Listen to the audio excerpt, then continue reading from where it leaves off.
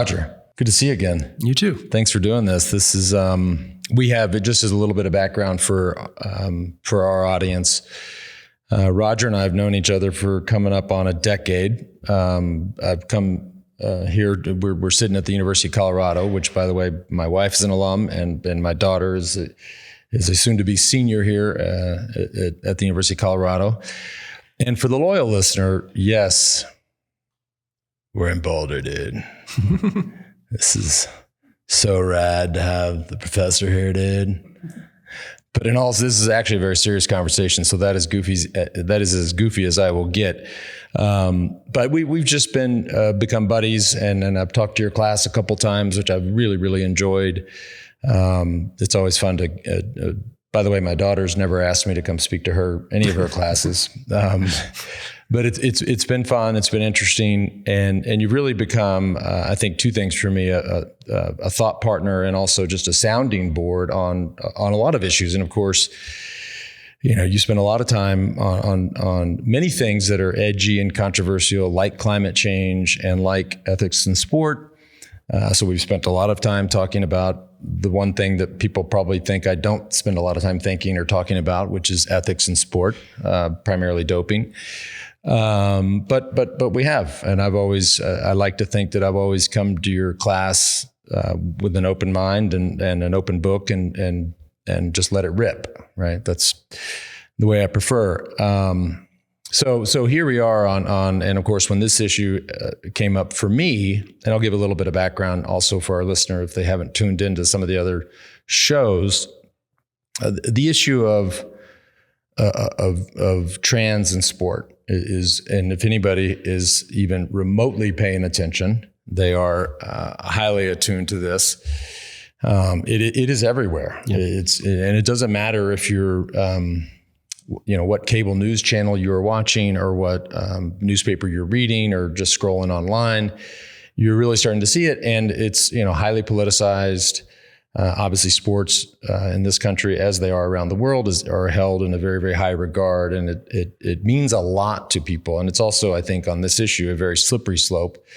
But just as I've mentioned to you, but for the audience's sake, we have an employee of ours who's been an employee for years who told us about 6 months ago that they are transgender and that they're going to start the process of transitioning from male to female. And as I like to say, I was surprised by that. I really didn't see that coming.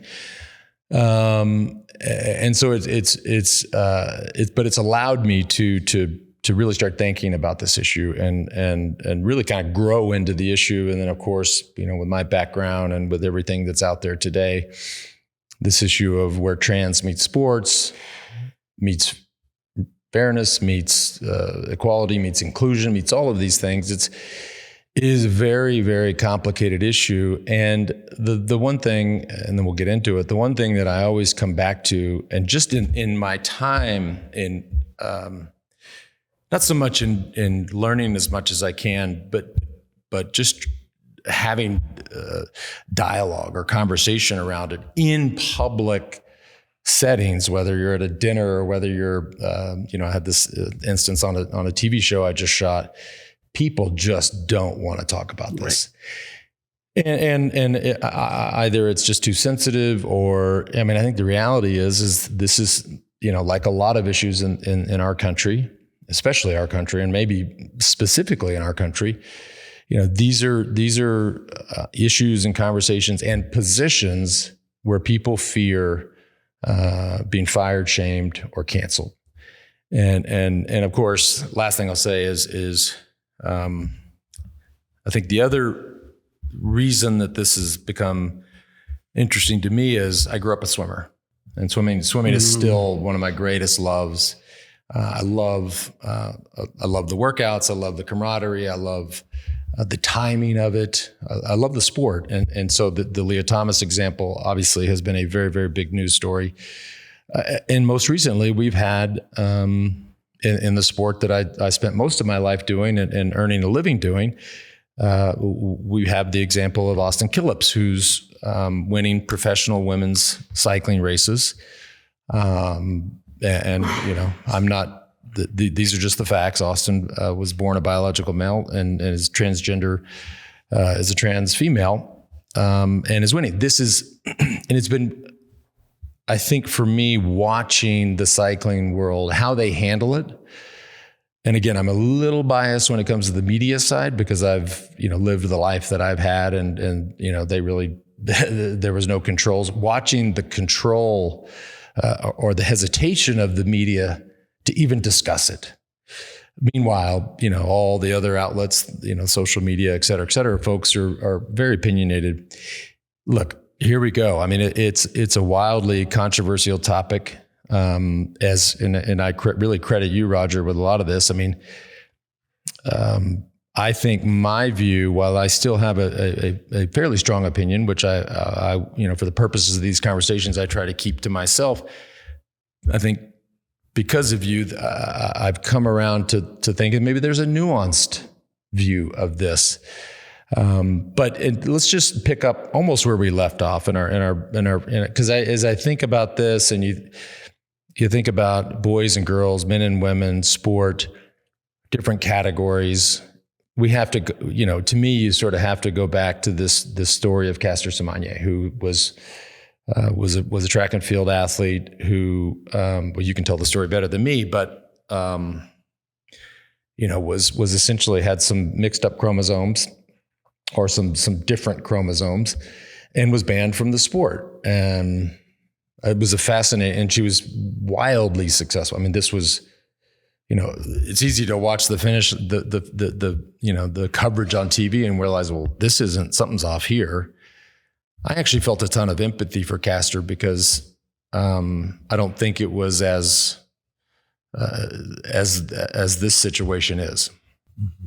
So I guess my question on her was, if, in light of how men have XY and women have XX, and apparently Caster has a situation called 5-alpha reductase, and she's banned. How is that? I mean, if you just play devil's advocate and say, it seems like we've set a precedent here. Yeah, well, there's a lot. Let me first say, appreciate that you're having this series of conversations, having a diversity of perspectives on these topics. You're exactly right. It's really difficult to have open, nuanced conversation. I think this is one that deserves more nuance than it usually gets in the hot politics of the United States or the UK. Which, by the way, people are not going to be comfortable with that because the issues like this, it is black or white for people. Yeah, and gray. Nuance equals gray. And on this, people will, my opinion or my view is that they will struggle with that. Yeah, and I mean, welcome to the real world. This is one where the issues scientifically, culturally, socially, politically, they are complicated. And yes, it's pretty easy to make the world into black and white. But we do that to simplify and not engage with the issues. And we can't forget that all of these issues involve fellow human beings, right? People with feelings, people who have every bit the same rights that everybody else does. So I do think that, some of the cartoon characterizations of this issue probably aren't helpful.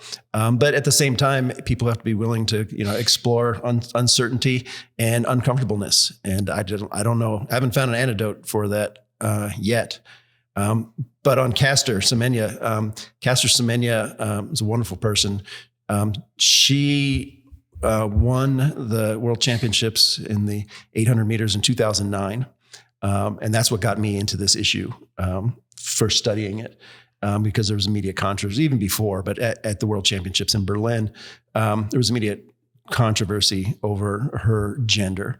And, just to put the facts on the table, born female, raised female, always female.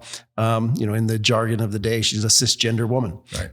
And that she identifies also as a female. Yeah. And right. So this is a precursor to the transgender athlete issue. Really, I think it's safe to say that IAAF, which oversees track and field and later became World Athletics, partly changed its name because of the bad press they got over the Semenya issue.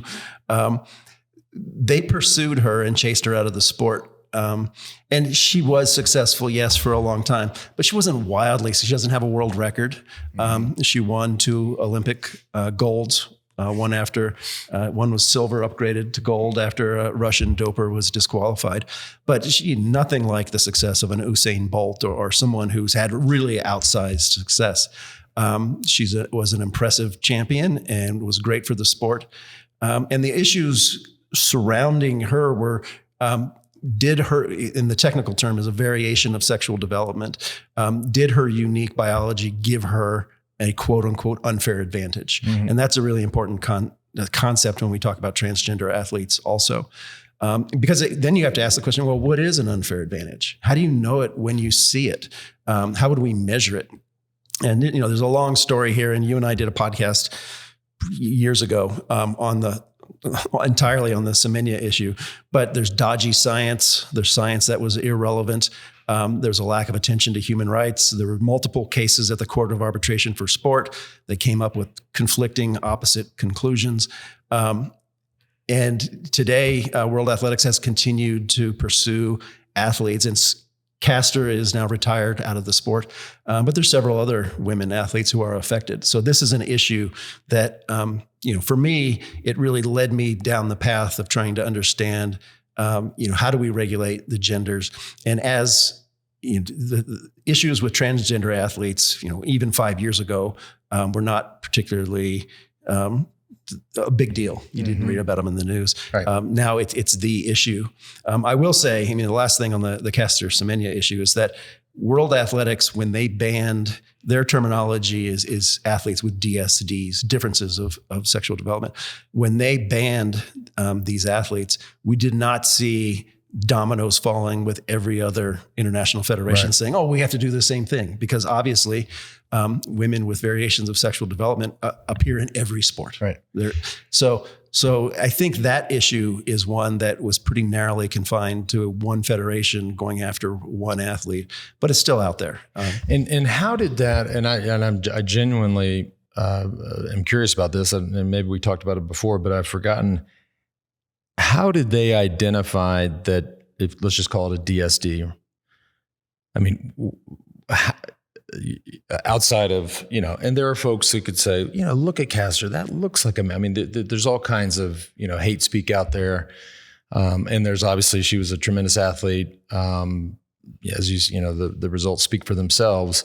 Was there some, they obviously didn't look at her and say, well, you have a DSD, or, you are a man, or, any of these other things. Like, what happened to discover that?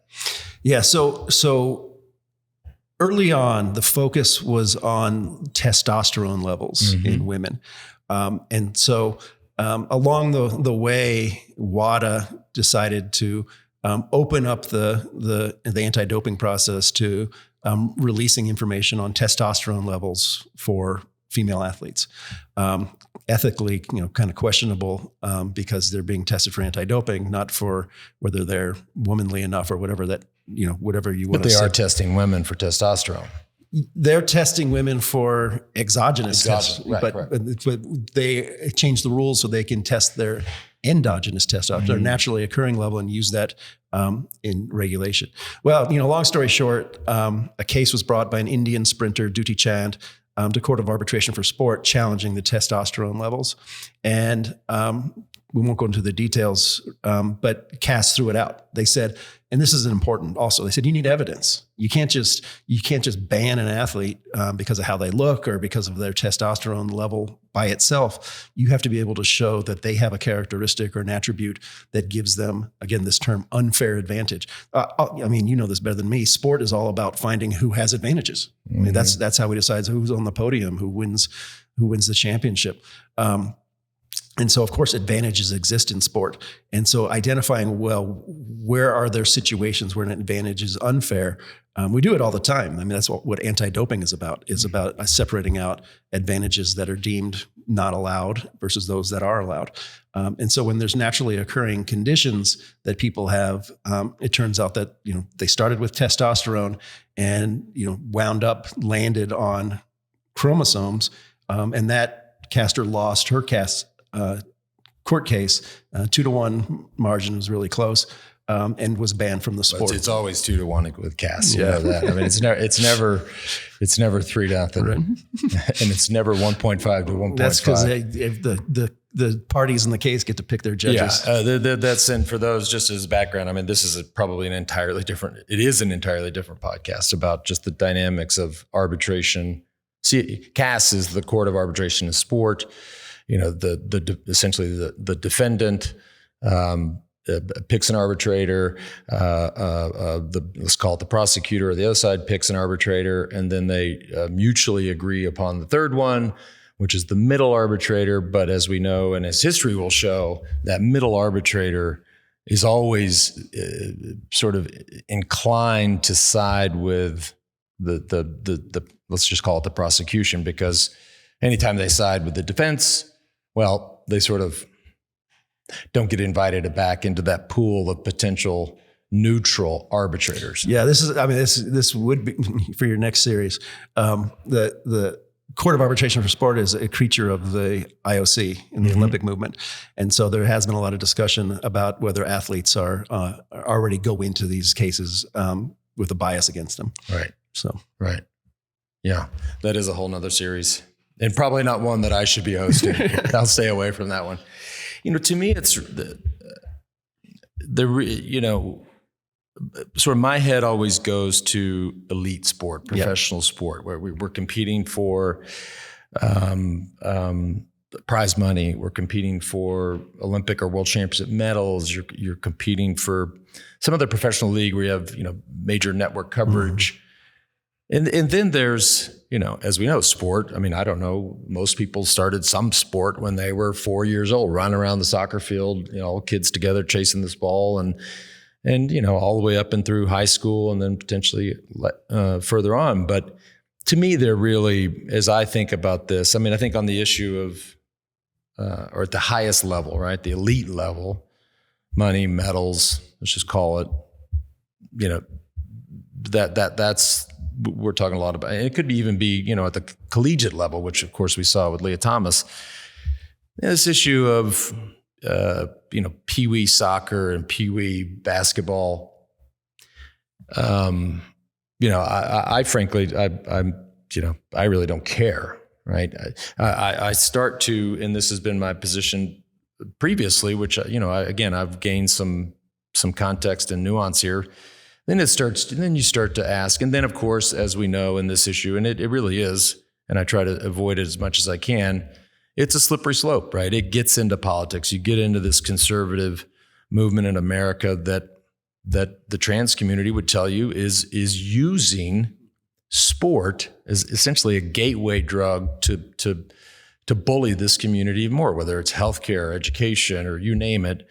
But as that slope is sliding, right, you get into this issue of locker rooms and bathrooms and changing rooms.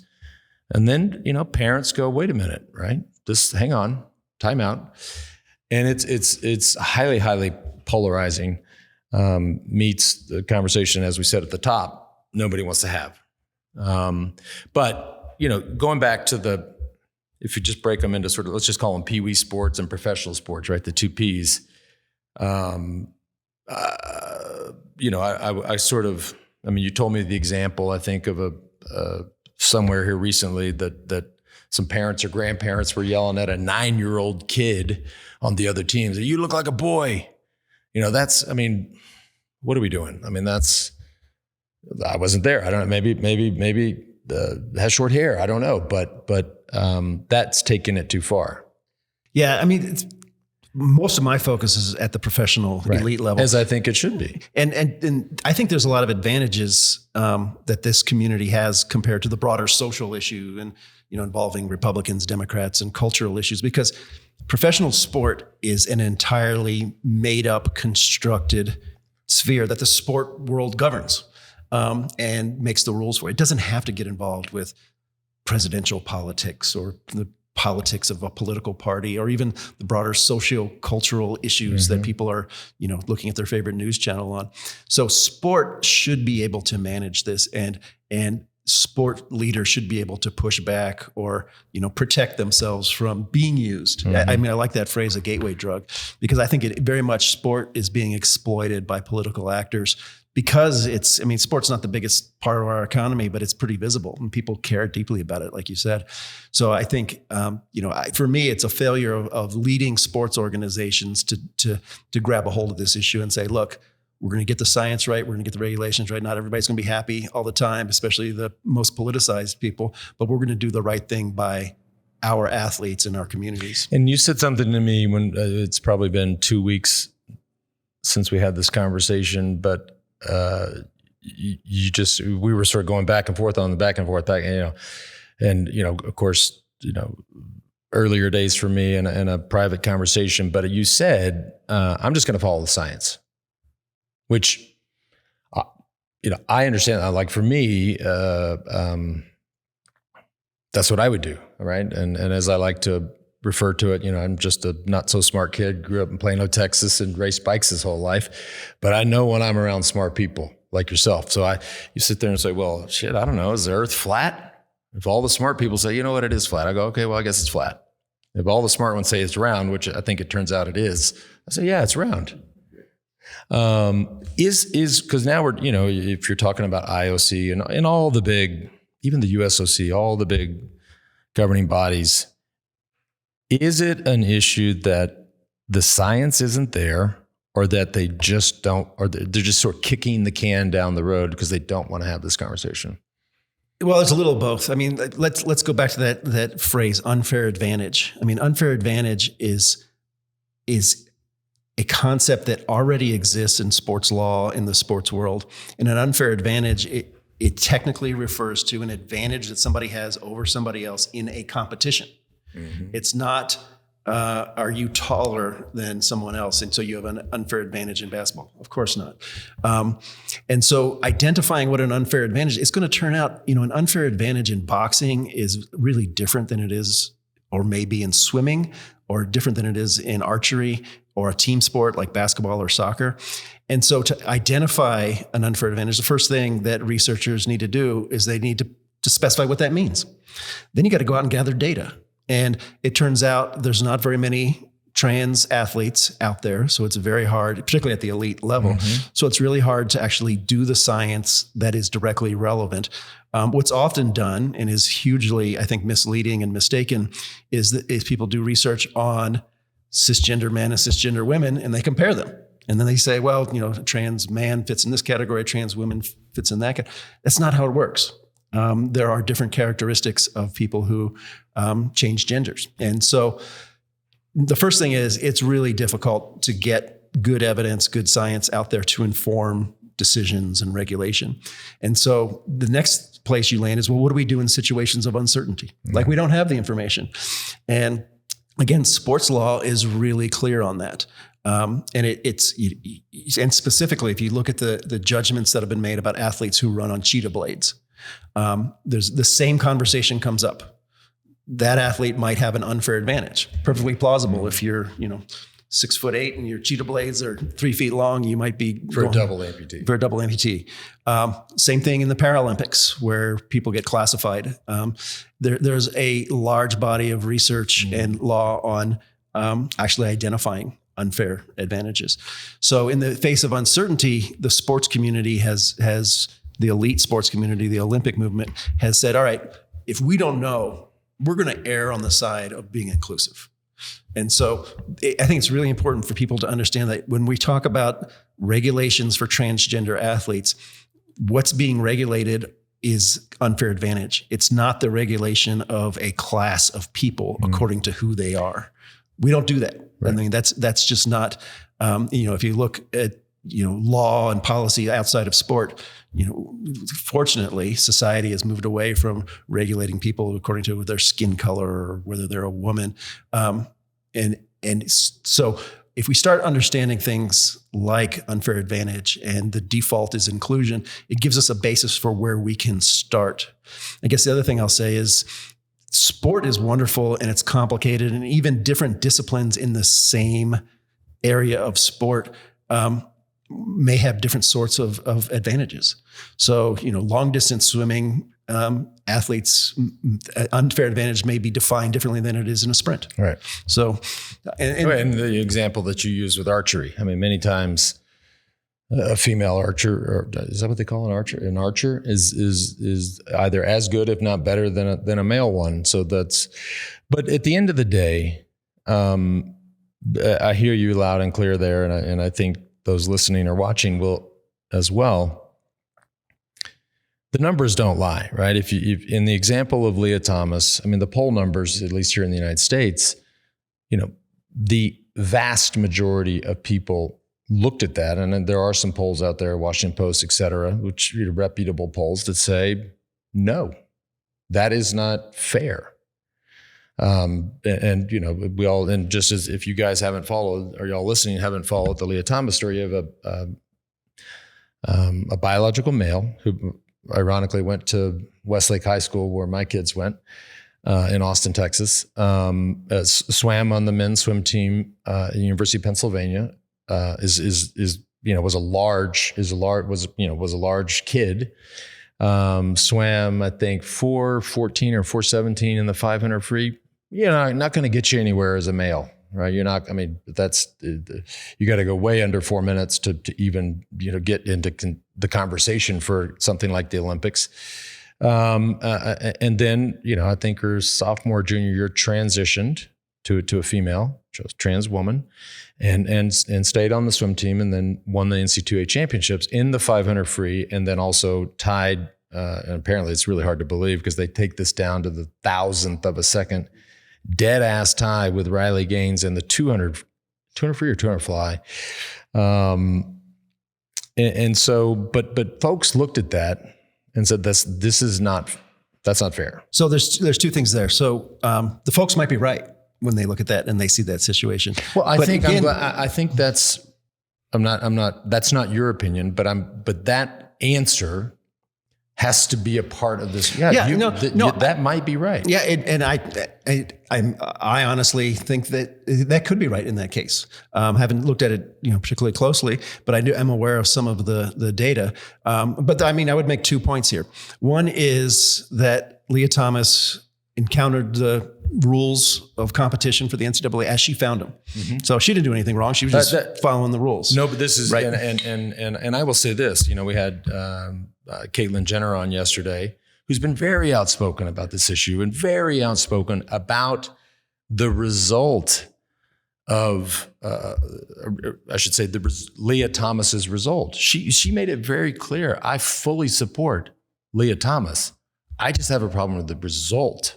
Well, so we go and we take a look at the rules. One regulatory approach that I've proposed, and it actually has been adopted by World Triathlon.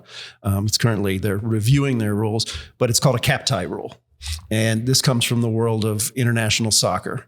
And it goes back to when they give you a cap for when you played in an international match. But when you play at a senior level for your country, you earn, quote unquote, a cap.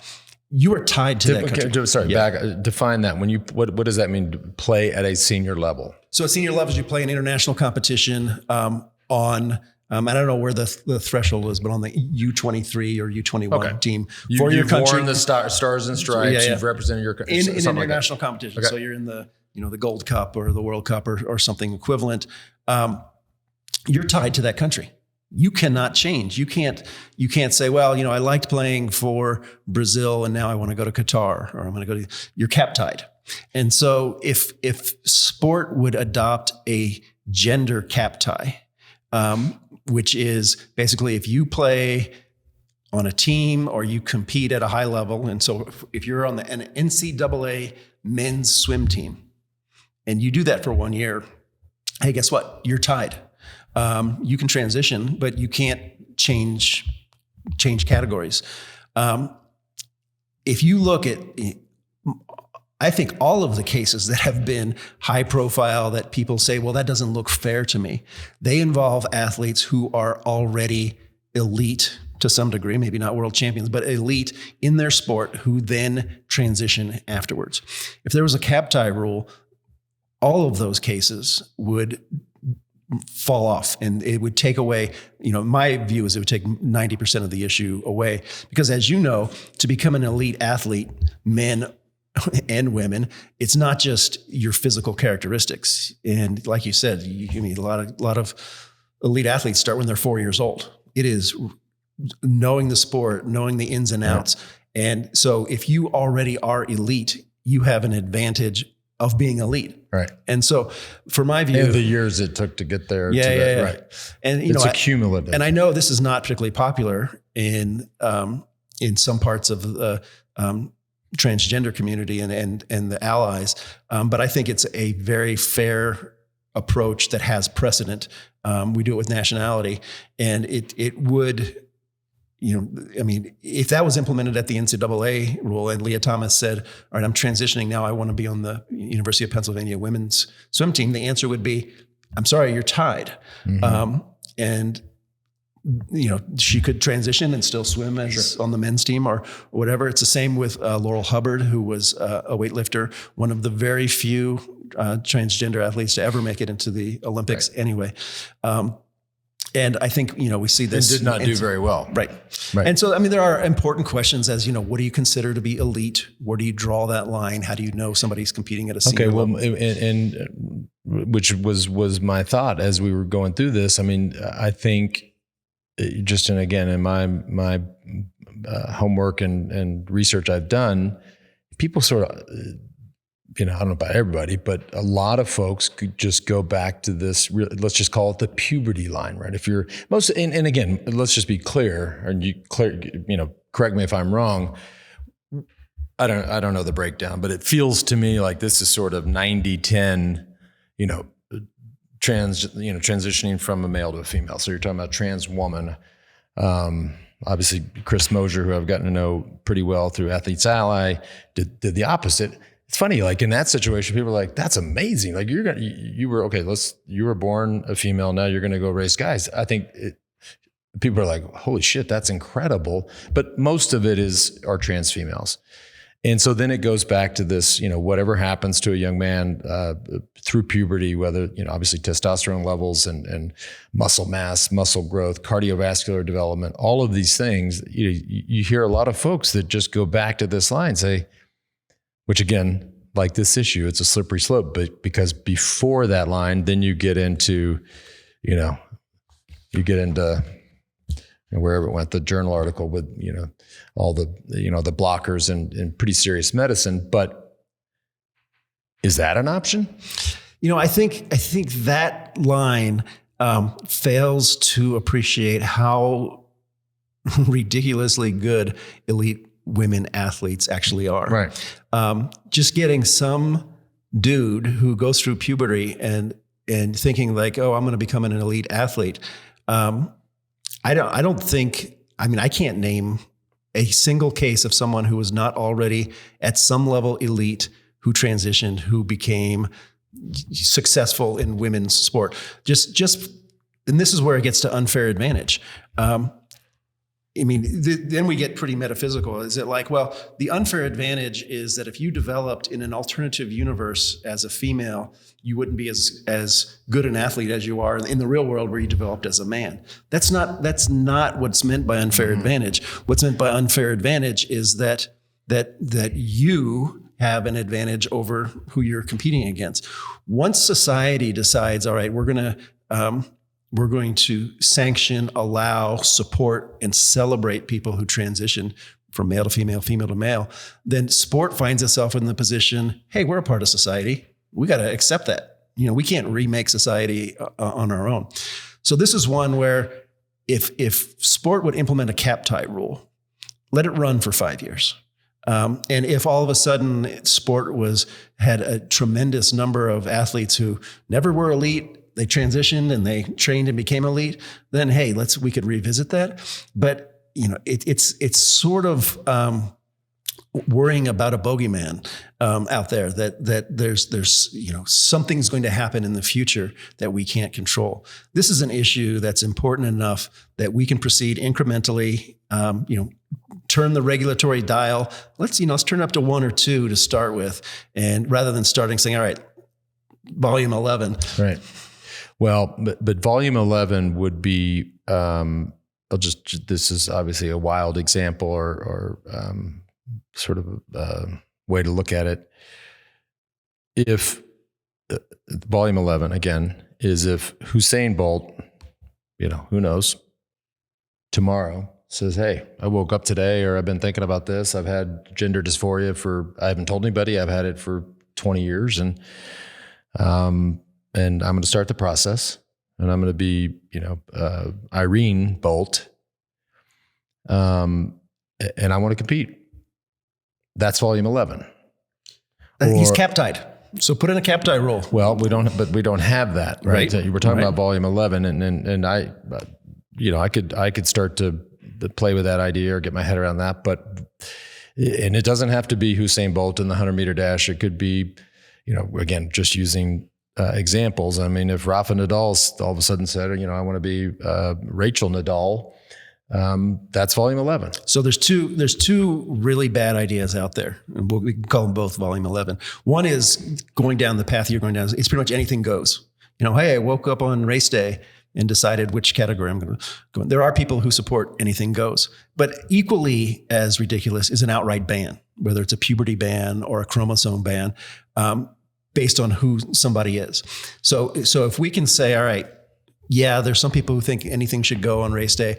And there's also some people say that this entire class of humans should not be able to participate in the gender that society recognizes them as and what they truly are. That's also bad. I agree with that. But that's been my position, throughout. And I think I can still get my head around that idea as we have the Olympics and the Paralympics and the Special Olympics. And, you could see a world, I don't know how, I guess this is always the question of just how much of this is out there. Could you even field a team? Could you even field an event, right? You don't want one person racing themselves and we have a podium ceremony and they stand up there, but you won the gold medal. But, you could see a world where there is a whole separate category. Yeah, this is an important issue because it gets brought up a lot. The transgender athletes I talk to, my sense, and I haven't done a scientific poll, is that there's a mixed feelings about a separate category. Very, and I think it errs on the side of no. Well, but even if there was, let's say there was, it doesn't do anything to the problem. And you raise the Paralympics as an example. Paralympics are not a separate but equal competition to the Olympics. They're another opportunity for people with disabilities to participate in sport. But if you have a disability, you can still participate in the Olympics. We saw this with Oscar Pistorius and a sprinter from Los Angeles, Blake Leeper, tried to go to Tokyo and he didn't win his case. But just because you have a disability doesn't mean that you're not allowed to enter into the Olympics. And it would presumably, the legal precedent would hold with transgender athletes also. So even if we created that, the transgender Olympics, there will be a lot of transgender athletes who say, no, I'm going to participate in the mainstream Olympics. And for those listening that follow cycling, you will know that, not to go down the cycling rabbit hole, but the gravel segment of cycling has become very popular. There's a big event in Kansas now called Unbound, which has been around for a few years, but now it's massive, lots of just sort of mass participation, but, every professional cyclist is, it's a big deal, right? And I saw the day before the race, they released the start list. So you had the men's start list, you had the female start list, and then you had non-binary, right? And I saw that, I thought, okay, well, sounds like that's an option, and maybe a good option. What I didn't know was that you're not obliged, if you're trans female and that is an option, that doesn't mean you have to race in that category. That means you can race in the female category, which I think there was one or two people in the non-binary category. What is not volume 11, but perhaps will be volume 10. I'm going to go, and again, and in all these stories, I want to reiterate, we're just identifying these stories and talking through them. This isn't, nobody's, because look, no matter what we're talking about with regards to sport and fairness, don't think for a second that I don't recognize, and you don't, and that, you know, a lot of us don't recognize that there's been a tremendous journey that the trans community has gone on, right? On an individual basis, on a group basis. So just know that I can't imagine. It's not my journey, but I can imagine it's a hell of a road, and I have a lot of respect for that. But in the example of Austin Killips, you know, to your point of somebody that wasn't wildly successful, I mean, Austin Killips was really, nobody knows, was probably not a great male cyclist. Transition, is now competing as a professional female, won the Tour of Gila, just won a big gravel race in North Carolina this weekend, won $5,000, which for you zillionaires listening, I know it's not a lot of money, but for cyclists, that's a lot of money. That's a big payday. And going back to the Tour of Gila, won the time trial, you know, sort of getting specific and wonky here, but won the time trial, and it's a stage race. So it's a multi-day event. One of the days is an individual time trial. Won the time trial on a standard road bike with clip-on bars and annihilated the field, right? And you can start to extrapolate and study just based on body weight and wattage and time. Say, okay, well, how about we upgrade the equipment? We have the fastest bike. We work on the position. What does that look like? Then you really annihilate the field. So you fast forward to the national championships, probably wins the national championships, which gets you a ticket to the world championships. If those performances hold up and or even you get better, you probably win the world championships. That's not volume 11 because it's cycling, but it's a big story. Yeah, I mean, this is one where the question is there an unfair advantage here? And to do that, you can say, well, it looks like there's an unfair advantage. You have to go back to the rules that UCI has and has put in place. And it certainly could be the case that these slapped together transgender eligibility regulations that the IFs have put together don't adequately capture unfair advantage. So then the question is, all right, what research would we need to do to identify what an unfair advantage is? If this individual has such an obvious unfair advantage, then it should be straightforward to get some evidence and to tighten up those regulations or change the regulations. But that's on an individual basis. Or that we're talking about an individual case. So you would be in that sense. Yeah, well, so here's what happens in Australia with major sports like rugby and basketball is that transgender athletes who want to play in their gender are required to be evaluated. And they do tests on the individual case-by-case basis. I don't remember the woman's name, but there was a transgender woman who was recently denied permission to play. I think it was in the second division of Australian basketball. She didn't like it, the outcome, but they have a process where they go through and they say, all right, we've evaluated you in competition. We have evaluated your size, your mass, and your abilities. It's a perfectly reasonable approach. UCI doesn't do that right now. The other thing I would say is, I mean, I'm not, cycling is not the focus of my research, but it seems to me that cycling is a good example of a sport where it could offer more opportunities for women generally to participate and compete.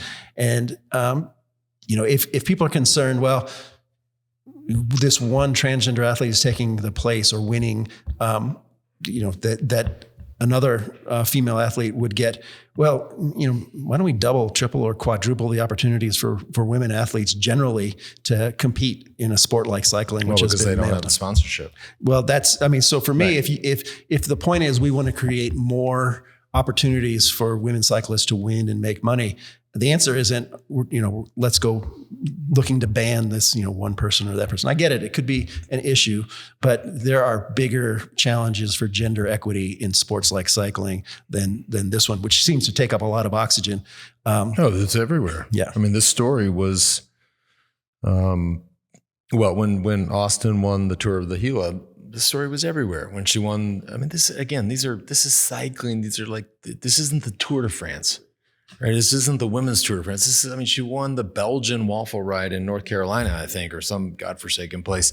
But it was a full page in the New York Post. So this is where, I mean, it's really important. I mean, if the political reflexive response is we have to ban these people, it would be much better. And this is where we need better leadership, UCI from the IOC. Well, we know how that works. Well, this is the problem, is that we need to come up with evidence-based rules consistent with the IOC fairness framework that allow us to have principled regulation of eligibility. And all of a sudden, if there's an expert panel that's set up and says, all right, we're going to keep medical information private, we're going to evaluate athletes on a case-by-case basis, thumbs up, thumbs down for inclusion, it takes a lot of the hot politics out of it, because some will be included and some won't. And they can appeal their case to, through the tribunals and ultimately to CAS if they're in the international system. It's exactly what we do with athletes who run, double amputees who run on cheetah blades, is that we evaluate them case-by-case basis. And it could be the case that if we said anything goes, double amputees would win every sprinting event because we can now design the technology so good. It doesn't happen. No one's saying, oh my gosh, I'm so worried that there's going to be 100 Oscar Pistoriuses in the Olympics, because we have principled regulation. Well, they don't allow them. They are allowed. They are allowed. They have criteria for inclusion. It's just that to date, no one's based on the cheetah blades. Based on the technology of the cheetah blades. Okay. Even, right here, just a couple buildings down, is one of the world's leading labs on researching the mechanics of athletes, double amputees, single amputees who run on cheetah blades. And we will again see athletes with cheetah blades running in the Olympics. No one's concerned that they're going to take over the sport, because they won't, because they have principled regulation for inclusion. And the science thing, it just, again, my simple mind, it just seems like either that should already be out there, or perhaps, somebody's close on some paper, definitive paper, not a paper that was funded by one side or the other, but, some wildly neutral party that just says, look, to your point, what you said to me the other week, like, I'm just going to follow the science, right? Science says the earth is round. Science says global warming is real. Science says this, right? You would just have to, how is that not out there? I like the idea of wild neutrality. That's a good place to be. The problem is that the science doesn't come up with single answers. Even in the case of Oscar Pistorius or Blake Leeper, there were dueling scientists on either side who said he has an unfair advantage, and another group of scientists says he doesn't have an unfair advantage. And we have to accept that the science is complicated. It's not going to give us the answer, but it can inform our decisions, so we're in a much better place to make judgments that are procedurally fair, substantively fair to all parties concerned. And the reason that there's not science on this topic already to inform those decisions, number one, there's not a lot of elite trans athletes to study. Number two, who's going to pay for the research to study transgender athletes? The IOC should pay for that. That's would be a great place to start. If there was a tax, we're not talking about much money. A tax on every international federation according to their revenues. 0.1% or something, right. There would be plenty of money there to oversee an independent research project. So that gets back to leadership. Who's going to be the one that says, all right, we got to have this? Okay. I know where you're going with that. We know these. The William Box of the world and the David Leparchians of the IOC or the the UCI. These guys make our politicians in America look like, George Washington. So, what the international federations need to understand is they're going to be spending that money one way or the other. They'll be paying lawyers and expert witnesses to go before CAS and in other forums, or they could just suck it up and say, all right, we're going to do this research and we're going to put in place fair processes. So we don't have to pay those lawyers. Those lawsuits are coming, and it's going to be expensive. Okay. Without singling out any examples that we all know, I know, a lot of folks know, because this oftentimes is the argument. It is fair, right? So let's not talk about swimming or cycling, but let's talk about a fictitious event, right? The mile at the Australian Championships or some country, right? But it's a big deal to them, and it's a big deal to the athletes, and it's certainly a big deal to the friends and family of the athletes, right? And you had a trans female runner that did the 2 years, or I think it's now 2 years of estrogen, and get the testosterone below, which we're going to get into in a second, below 2.5 for 24 months, and wins by the mile, right? So the mile's typically won by a couple of seconds, wins by 10 seconds. Is that a fair result? So the first thing we do is we say, all right, if she's running under the rules as she encountered them, yeah, it's a fair result. Right. That's the rules. So the second thing you could say is, all right, well, this is another data point. This is more evidence that our rules aren't good enough. And so, I mean, in sport, we do this all the time. I know, but I think it was a question to you, not a question. No, but I mean, yes, it's a fair result. It's absolutely fair. Because that's what the rules say. That's what the rules say. Leah Thomas won her championship fair and square. If you say, well, I don't like the rules, then let's change the rules. Right. And, I mean, so for me, this is one of those things where there's you don't just say, oh, I'm going to take this entire class of people and they're bothering me, and they're, if we just get rid of them, then it makes our lives so much easier. That's not how it works. So yeah, it's a fair result. And you might say, all right, with this new evidence, we think that our rules need to be looked at again. Yeah. So then that's how sport evolves. And I don't know about other countries or other anywhere else around the world, but what I do know about politicians is they follow the polls. And on this issue, when it comes to trans in sport, the poll numbers are they're pretty clear. You would think, and I'm not advocating for one side or the other, but just knowing how politicians, i.e. the people that run these governing bodies, think, you think they'd look at the poll numbers. And maybe they're just too scared. It's just too hot, and which makes this conversation even more fun. Study that's hopefully getting close to being published, where we look at state legislation related to high school and younger sports. And I think the number's 38 U.S. states have acted to limit transgender participation in youth sports. Right. And all of those states are Republican states in the U.S. And it is the operating assumption. I don't think it's quite that high. I think Athletes Ally said it was, 22. You're right about the Republican piece and the conservative piece and whatever the number is. But if you take a look at the data, so at the last election, 2022 election, when they did exit polls and they asked people, specifically Republicans, why'd you come out to vote today? What was the most important issue for you? At the top were things like inflation, energy, worried about immigration, the issues you would expect. Way at the bottom, and literally the last topic was transgender sports regulations. So it's one of those things that Republicans are going to have to decide, I can look at opinion polls, but is this something that people go to vote that they really, really care about? And I think the jury is out on that, even though there has been, a sizable number of legislative actions across the country, which may be superseded by the Supreme Court or federally. But I do think that there's a lot of smoke around this issue. It's not clear that transgender regulation in sport is what most Americans are really worried about. Yeah. I mean, Caitlyn Jenner told us yesterday, I think the governor of, Idaho just passed a bill, banning trans in sport, transgender in sport. And I think there was no examples. So just, there you have a Republican governor just following, as have many other states. How do we solve for? And look, I this is where it gets slippery, and this is the part that I hate about it. But I have 3 daughters, right? I have a wife, right?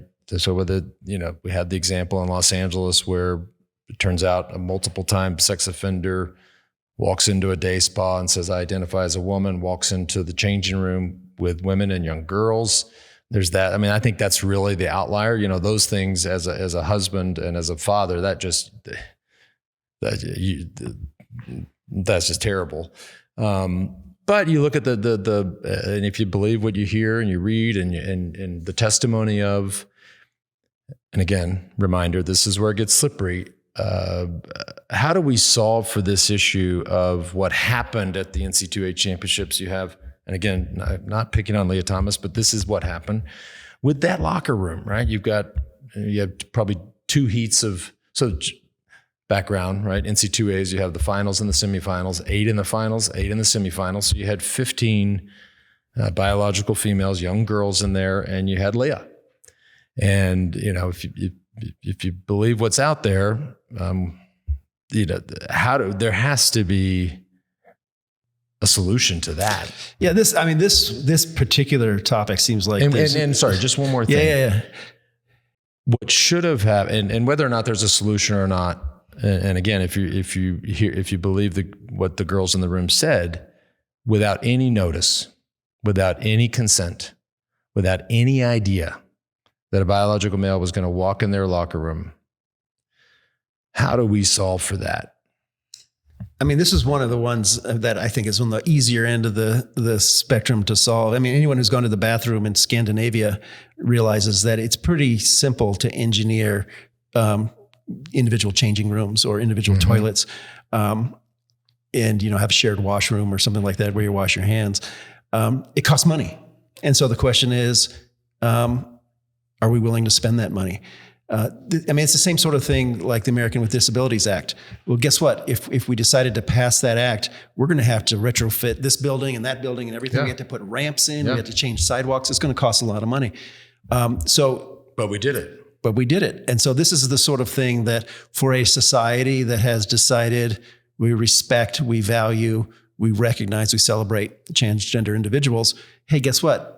When you make that decision, it comes with it a set of promises to make the world that we all share together a fair and equal one for everybody. I agree with that. So I can totally live with that. Bathrooms and changing rooms are, I think, it's you got to build stuff and you got to change how we did things compared to when we used to. When I went to high school, we all showered in a big room, bunch of guys after practice. And maybe we don't do that sort of thing anymore. And that's part of the evolution of society. It's hard and it's changed, but I think if that was the only part of this issue, we would solve that one pretty quickly. But 2 things. I think it's incredibly tone deaf of the NC2A to not even let's agree, like this, to not give those young girls a heads up, I think is just absolutely shameful. That, organizations, I work at a university, so I complain about organizational management a lot, but they make mistakes. And for me, all right, let's admit that was probably not the best course of action for the NCAA. What's more important is what is done after you have identified a mistake. It's the second case, the third case. And I think it's on the radar now. Yeah. You would hope. And the second thing I was going to say is, and in talking to the LGBTQ plus community, they will tell you that the person that is going to be the most nervous or afraid of that interaction is going to be the trans female, which I can imagine. Right? I also would be nervous, as would you, I think. But even though it's a locker room, there's I don't go in a lot of women's locker rooms, but I have accidentally a couple of times walked into the wrong bathroom, and I know there's no urinals, there's just stalls. So that would be a solution. And for, I'm not sure why it didn't end up like that, but that is the kind of thing where I think at the end of the day, there's a lot of parents in this country. There's a lot of parents of daughters. That is an issue that I think a lot of dads and moms and grandmas and grandpas they're going to want a real answer. Yeah. And it's perfectly fine for people to be upset about that. But at the same time, we also have to recognize there are pretty simple, straightforward solutions. Right. So, let's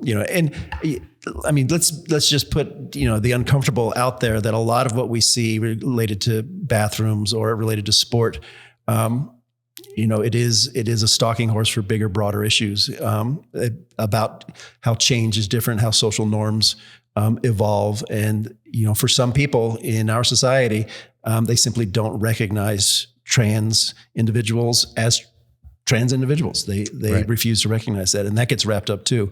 So sport has to be above all that, in my view. It's messy.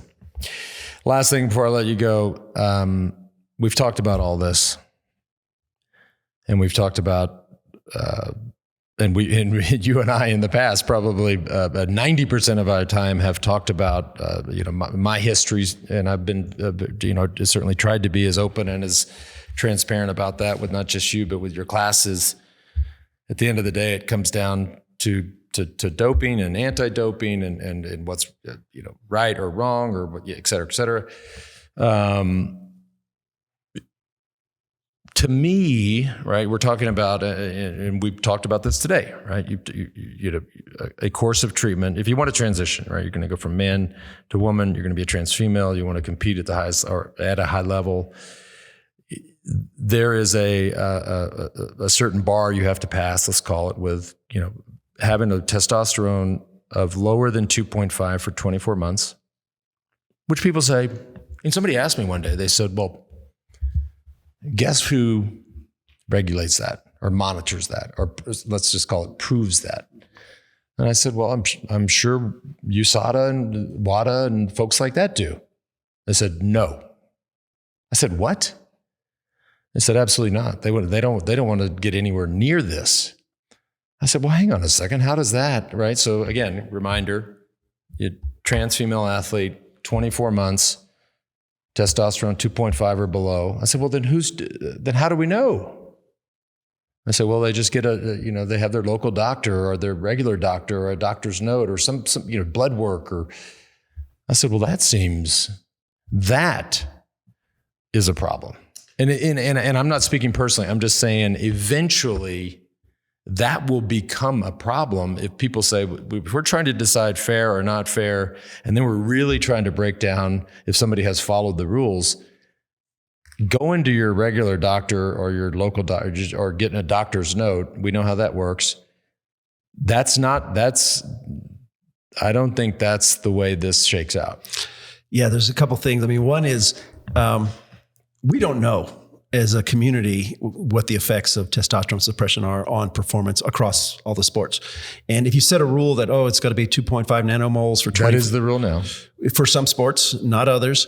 But if you say you have to do that suppression for 24 months, guess what? It's going to be 2 years before we have anybody who's at that level that we can actually do the research on. So it's a guess to start with. The other thing is that when we have whoever's doing it, whether it's USADA, WADA, or their local doctor, we have to realize we're going down a path where we're bringing back old style sex testing of every female. Right. And you're going to have chromosome tests, you're going to have testosterone tests. I mean, are we going to go back to naked parades? In order to enforce these rules that have been put into place, regulating chromosomes, every female athlete will have to be tested, because as you cited, there will be a case where someone will say, "Hey, I saw her, across the rink or across the pool, and I don't think she's really a woman." What are we doing here? It's creating kind of a situation where people are suspicious of others based on how they look. And in the context of sport regulation, one of the criteria for effective regulation is that it's not. It doesn't impose harms on people. Mm-hmm. And if we're really going to be testing every single woman to ensure that a few transgender women don't get in, the last thing I'll say on that is, for sports organizations, talking about transgender athletes might be much better than talking about doping these days. I mentioned to you before, I just sent you a text. Currently, there's 67 Kenyan athletes who are suspended for doping. That's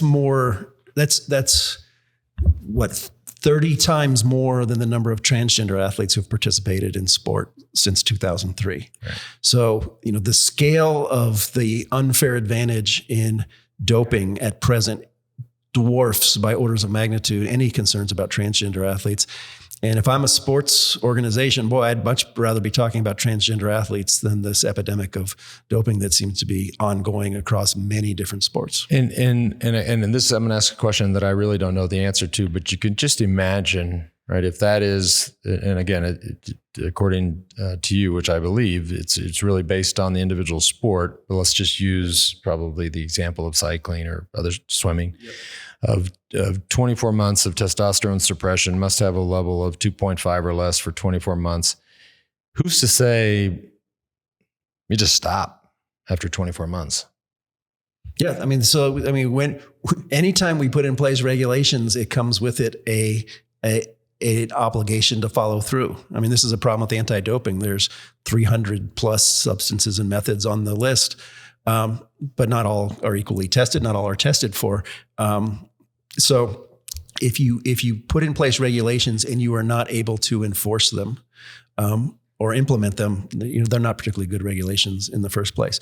But again, nobody knows if testosterone suppression actually works to remove unfair advantage across different sports. There's some people who say there's no way it does in any sport, and there's others who say it does. And the only way we get out of that conundrum is actually to do the research and come up with evidence. Because the hardcore, and I've had folks say this to me, the supporter of this movement and the 24 months of testosterone suppression. And I'm talking about all of them, but there's the ones on the fringe will tell you, nope, you do that for 24 months, we're good. This is an absolutely level playing field. Now, obviously, they're not running an advanced scientific study, but that is the position, right? And then you get the other person that says, absolutely not, we're not doing any of this.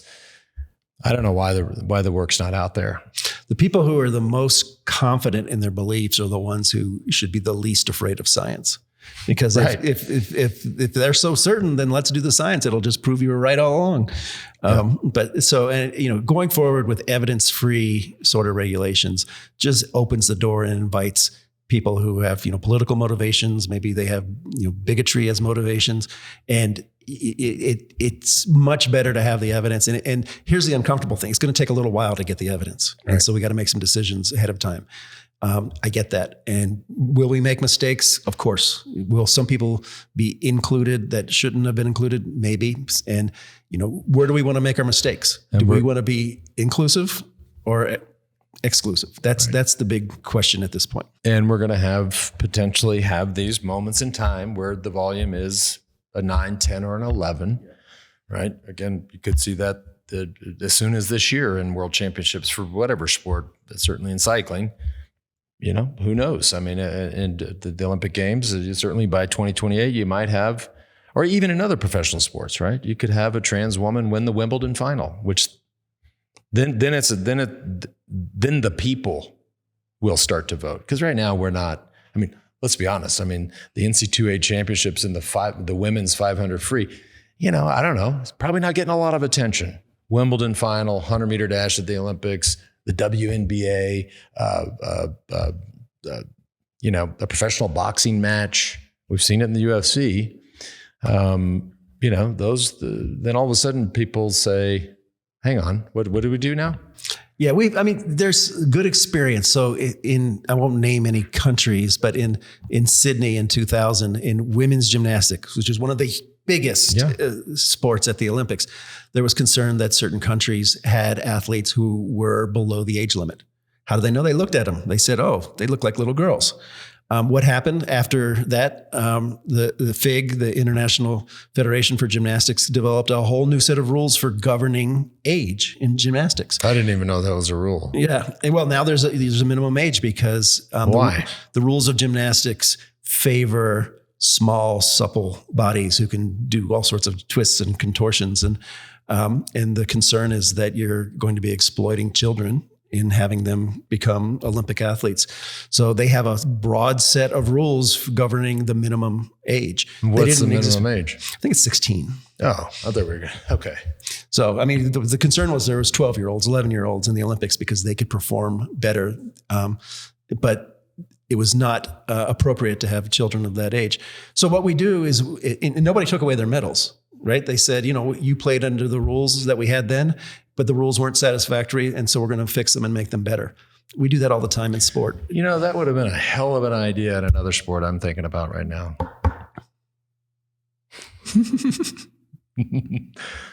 Never mind. Roger, thank you so much. This is it's fascinating and really confusing. It's very I went in thinking, okay, this is going to be a nuanced conversation. It's It's confusing. It is. And and the only way we make progress on it, and I applaud you for this, is we talk about it. We put the ideas out there. We argue about it. We achieve. If we agree, we agree. But if we disagree, we understand why, and we move forward. And the hope is that the people who are most directly affected by these regulations, we can do right by them. Well, and that's what I said before I went down this road of learning as much as I could. People would want to talk about this, as happened on this show. I said, listen, wait. I'm going to say 4 things, right? Number one, we're about to talk about something that's very sensitive, very controversial. Everybody won't know, is afraid of getting canceled if they take a position. I went so far as to say on the show, I don't really give a shit because I've been canceled. I think I'm good now. Number 2, I'm in full support of this community, as is evidenced by our employee who I sort of characterize it now as a love story. This is amazing. 3, I think we got some questions that need to be answered on the sports side. I don't, again, using swimming and cycling as examples because those are the sports I know and love. Doesn't seem fair to me, but I'm open. And 4, perhaps a separate category is the answer. But going back to number 1, like if we can't agree to enter into this conversation and have a dialogue, Roger, you might say, I think it's black, and Lance, you say it's white. Well, you know what? We're going to talk next week and the week after. It's not going to say that guy's an asshole. He said it was black, and I thought it was white. Or he called the newspaper and said that I thought it was white. And so you don't get anywhere, right? And so that's to your point of confusing and intimidating, really, I think, for a lot of people. So thanks for sitting and shedding some light on this. We're going to keep going down this road for a few more episodes. So I'm sure I'll be picking your brain on valuable ideas and ways to move. I look forward to listening to all of them. I think it'll be a valuable contribution to the ongoing. By the way, Caitlyn Jenner says global warming is not real. Well, we'll have to set her straight. Thanks, Roger. Thanks, Lance.